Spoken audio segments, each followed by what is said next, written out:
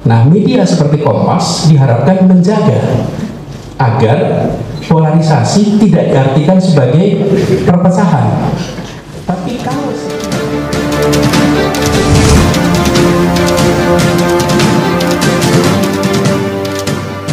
bicara soal keberagaman, kemudian sampai hari ini politik identitas selalu menjadi kenangan buruk gitu setiap kita pemilu 2 kali terakhir. Gimana kemudian nanti menjamin politik identitas tidak menjadi alat politik yang kemudian kembali menciptakan kenangan buruk untuk pemilu kita di tahun 2024. Terima kasih. Pertanyaan Kompas tadi, menurut saya penting bagi kita untuk menyadari bahwa di dalam setiap kontestasi politik pasti ada polarisasi. Tidak mungkin tidak ada di dalam kontestasi itu. Bahkan ada kontestasi yang tanpa orang, tanpa agama, tanpa keyakinan, tanpa suku, mempolarisasi. Misalnya Brexit itu terjadi polarisasi itu di Inggris, padahal nggak ada orangnya. Nah, bagaimana kontestasi ada orangnya? Pasti ada polarisasi. Kalau yang berada di dalam kontestasi itu laki dan perempuan, pasti isu gender yang dominan. Kalau di dalam kontestasi itu adalah suku, Batak, Sunda, Minahasa, Jawa, pasti isu etnis itu muncul. Kalau di pilkada itu antara putra daerah dan putra luar daerah, isu putra daerah muncul. Kalau di dalam pemilu itu antara satu beragama Islam, satu beragama Kristen, pasti isu agama muncul. Jadi itu adalah sesuatu yang biasa terjadi. Yang penting polarisasi itu dijaga, tidak menjadi friksi, tidak menjadi konflik, apalagi menjadi perpecahan. Nah, media seperti Kompas diharapkan menjaga agar polarisasi tidak diartikan sebagai perpecahan. Tapi kalau setiap polarisasi disamakan dengan perpecahan, nanti menimbulkan persepsi yang keliru tentang proses politik. Karena dalam proses politik pasti ada polarisasi. Selama polarisasi, dan polarisasi itu bahasa lainnya itu kutub. Bahasa lainnya kutub itu Kompas. Betul itu. Kenapa? Kenapa saya samakan kotak?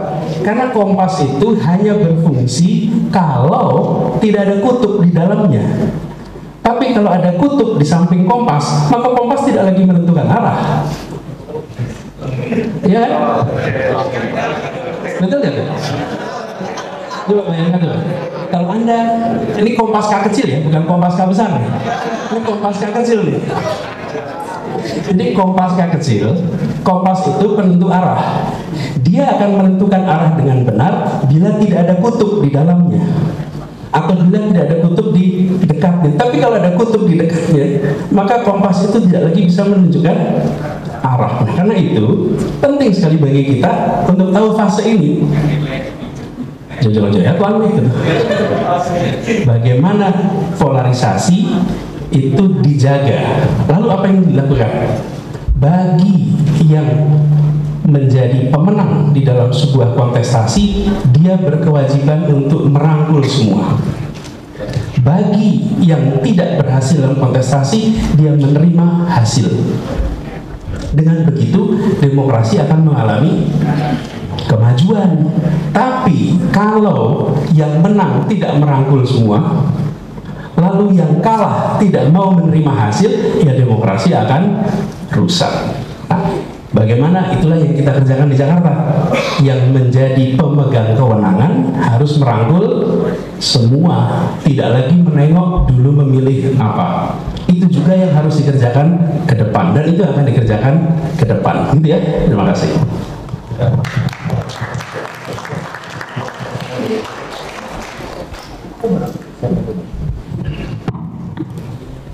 Saya menambahkan, bukan menambahkan tentang Kompasnya ya.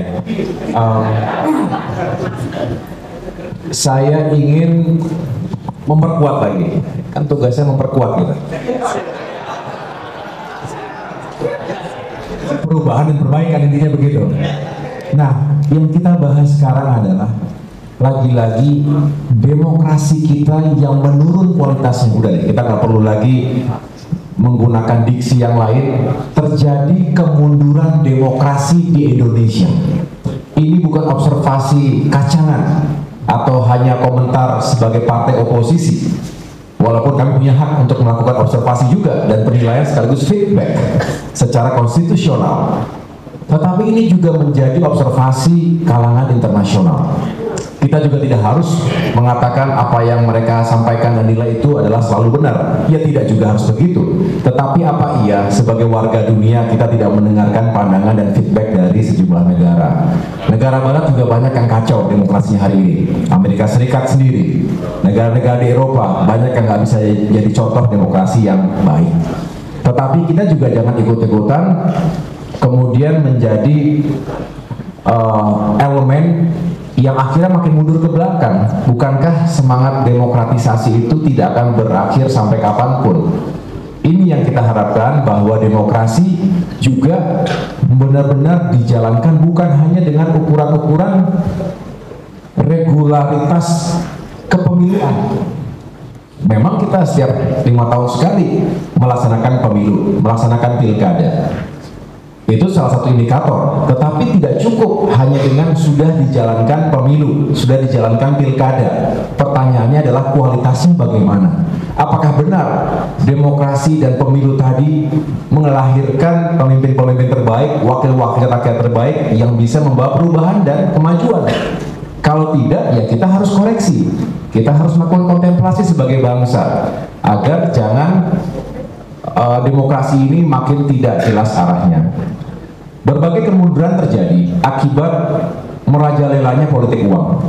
Yang kedua, akibat tereksploitasinya politik identitas, dieksploitasinya politik identitas oleh mereka yang punya kekuasaan, yang punya kekuatan, ya, termasuk money power. Dan yang terakhir adalah post-truth politics. Ini sering saya sampaikan, bagaimana politik fitnah menjadi realitas hari ini. Saling lempar hoax, saling lempar hate speech, dan akhirnya tadi yang disampaikan Mas Anies, yang harusnya bisa kita jaga bersama, kontestasi yang penuh dengan dinamika dan juga kompetisi, lalu menjadi permusuhan, apalagi diturunkan sampai ke anak cucunya. Ini semua berbahaya. Mari sama-sama, saya berharap nih teman-teman media yang kredibel ini, kita sama-sama jaga. Jangan sampai demokrasi kita terus menurun kualitasnya, jangan sampai kita terpecah belah. Lalu kita harus juga membangun literasi politik yang baik, terutama bagi pemilih pemula, pemilih muda yang akan menjadi komposisi terbesar dalam pemilu 2024 nanti. Mudah-mudahan kita yang punya tanggung jawab secara moral untuk mencegah perpecahan itu benar-benar bisa menyampaikan suaranya. Jangan sampai kita kalah dengan buzzer politik yang memang tugas dan misinya adalah membuat kekacauan dan juga merusak persatuan di antara kita. Bahaya, cost-nya terlalu tinggi, konsekuensinya bukan hanya 5 tahun, 10 tahun, tapi juga bisa 1 generasi, 2 generasi. Saya pikir itu ya, Mas Anies, terima kasih sekali lagi. Ini luar biasa, tepuk tangan untuk Mas Anies Baswedan. Terima kasih berkenan menjadi special guest dalam dialog gagasan Partai Demokrat memperjuangkan perubahan dan perbaikan. Mudah-mudahan ke depan ada kesempatan yang lain, kita bisa berdiskusi lagi, berdialog lagi. Terima kasih pada teman-teman wartawan, para jurnalis yang telah hadir dalam acara siang hari ini. Terima kasih Mas Anies. Assalamualaikum warahmatullahi wabarakatuh.